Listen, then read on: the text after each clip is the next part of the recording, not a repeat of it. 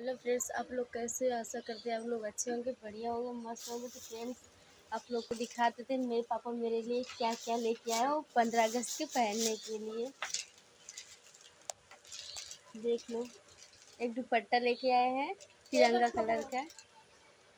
हमें और ये भी लेके आए हैं, और एक हाथ में पहनने के लिए।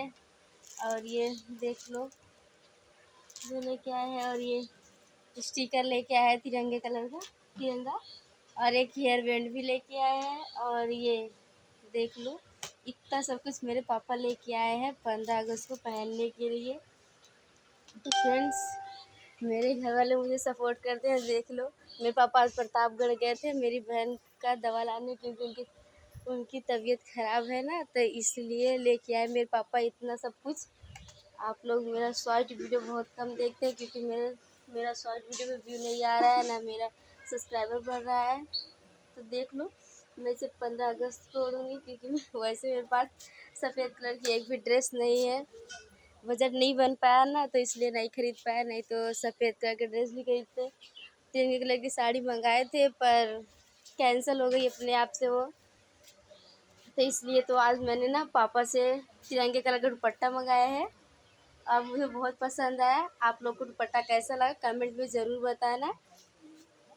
तो फ्रेंड्स, आप लोग मेरा लॉन्ग वीडियो ज़्यादा से ज़्यादा देखें, ताकि मेरा वॉच टाइम बढ़ जाए और मेरा चैनल ताकि आगे जाए।